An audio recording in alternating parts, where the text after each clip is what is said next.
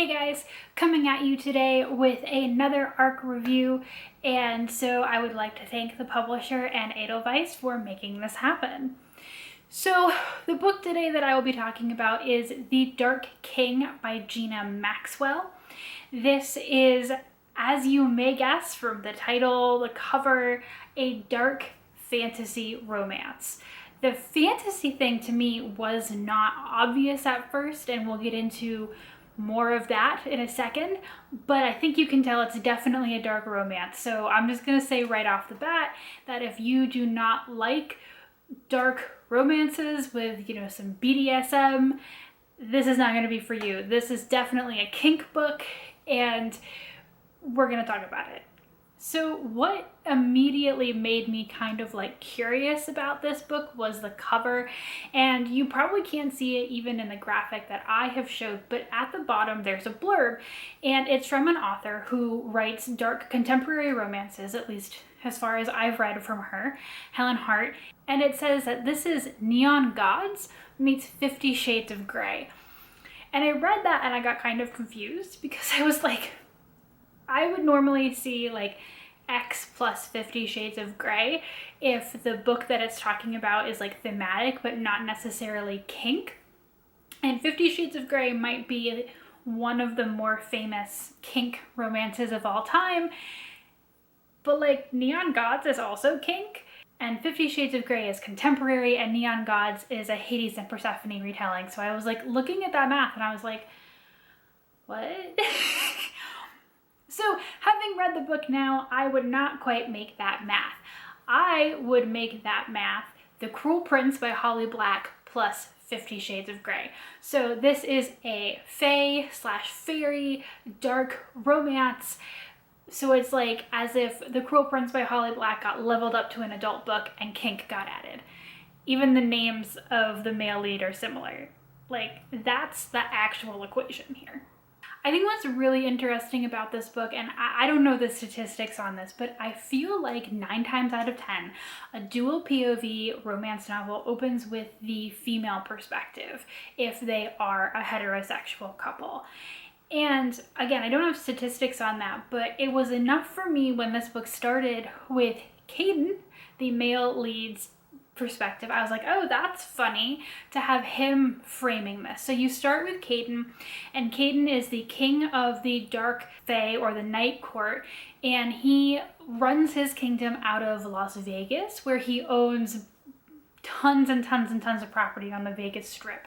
In particular, he owns casinos and strip clubs, so he's king of the dark nightlife situation.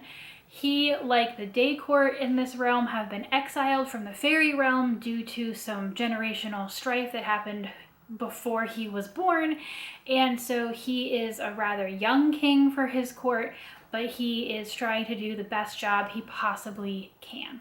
After setting up the dynamics, a little bit of the history kind of a thing, we meet our female lead. Her name is Bryn, and she is arriving at one of Caden's casino hotels after getting a mysterious letter in the mail giving her a free stay at this ultra exclusive casino hotel situation. And she's recently been fired from her job. She lost her parents in an automobile accident several years ago. And so she's like, you know what, I'm just gonna throw caution to the wind and I'm gonna go. Caden is walking to his office, Bryn is checking in, and their eyes meet across the room in the lobby, and it's clear that there is definitely some friction going on. They are definitely having a thing just with their eyes. It's sexy immediately. And so, much to Caden's surprise, when he sees Bryn on the security feed videos later on that night in a nice sexy black dress playing at the tables, he's like, you know what, I'm going to shuck off this very responsible, business-oriented persona, and I'm going to go and I'm going to talk to this human who is just for some reason really fascinating to me. They start drinking, they're flirting, they're having a good time. Caden is making her laugh, and that's not something that he's really normally good at. And then both of them kind of don't know what happens. They wake up, it's the next morning, and they're married. They have no memory of getting married, why they got married, and they also definitely have had sex several times, and they have no memory of that either. Bryn, obviously, she doesn't know anything about Fairy, right? So she just thinks that she and this billionaire got drunk in Vegas, got married.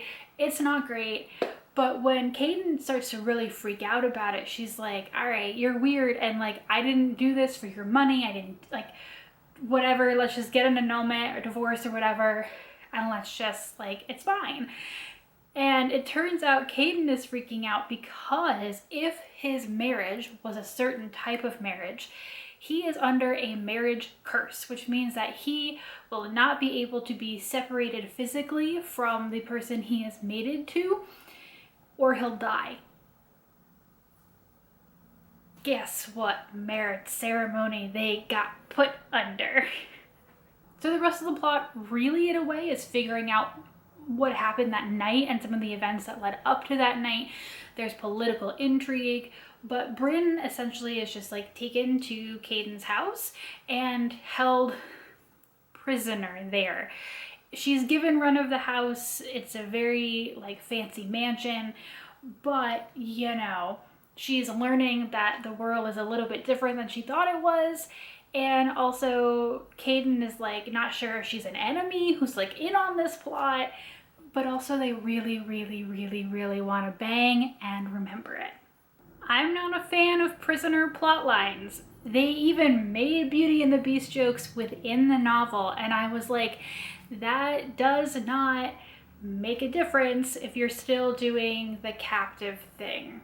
You know, they're really clearly trying to make Bryn comfortable as they figure this out, and Caden has 2 younger brothers and some really great friends, so once you do hit the mansion, there's a really great found family thing that also happens, but like, she's still a prisoner, and Bryn is like, well, I'll seduce him with my womanly charms, and once he realizes that I'm not a threat and he feels like he wants to like help me out and give me things, he'll let me go. Because again, Caden is not sharing everything that he really should be with Bryn as the story goes along. The kinks in this one, besides bondage, are also like one of the major ones is a degradation kink, and that means, you know, using language like, you know, who's my little slut type of a thing. And if that is not your kink and you don't want to see that in those sex scenes, then this is definitely not the book for you. I will say that I've definitely read books that are, I think, darker. So it's dark, but it's not like really dark. And I feel like if you've read enough of that, you probably know what I mean.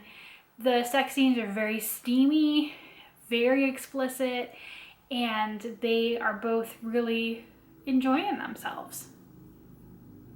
Except I have a really hard time with one sex scene in this book, and I even before I made this review was talking to Michaela about it, because as much as there is consent from both parties in this scene, for reasons I cannot explain to you or it would be a spoiler, Caden knows that he is doming angry, and he knows that he should not be doing that. And Bryn knows that he is using sex to get something out of her. And she even calls him out on that at the end of the scene. And so while they seem to be aware that what they are participating in is toxic and neither of them should be doing it, and Bryn never uses her safe word, so she is like a willing, in that sense, participant in what is happening, Caden the entire time is saying, I know I shouldn't be doing this, but I have to. And that wasn't great to me. I really did not enjoy that. I just kind of started skipping forward a little bit. It just didn't feel great to me. But there is consent. They do kind of acknowledge what they're doing is toxic, but it just didn't, when everything else was clearly them having a lot of fun together, consensual fun, that felt really off and really weird, and I didn't like that. So there is one scene where toxicity is questionable. Other than that, I mean, this book is fine. It hits a lot of the tropes that you would expect. They're a little bit opposites attract, definitely some grumpy sunshine going on, and, you know, obviously accidental marriage. And so, you know, it hits all of those beats. Those are fine. There definitely are communication problems in this book. And again, which I find is often the reverse in many heterosexual pairing novels, is that the female POV is explored a lot more with like more emotional depth or background depth than the male POV. But that was not the case here. I actually felt like Brynn really could have used a little bit more development in her chapters, because a lot of the plot, the family, the conflict, like Caden knows more than Brynn throughout most of this book, and so his POV is just better developed and his character development is more well done, and so that definitely felt a little bit uneven. And then with the way that it ends to set up the next book, which will be another standalone in this series following one of his brothers, I was like, that is a weird choice. And so it just felt a little uneven. Some things were definitely done literally just because the plot needed them to do it. But if you would like The Cruel Prince plus 50 Shades of Grey, you know, sexy, dark, kink, fae romance, this is a solid pick. I left it at about a 3-ish star review, somewhere between 3 and 3.5, I think, for me when I rated them. And again, a lot of my questioning of that is just that one scene where I don't know how I feel about that. So otherwise it was fine. If questionable toxicity is a little bit too dark for you, definitely avoid it. But this is a fine way to spend some time. So this book will be out this Tuesday if you're watching this review the day that it comes out. And if you have want to come back and talk to me about it, if you've read it, go ahead. You can come back and leave a comment down below. Otherwise, I will see you guys next time. Bye.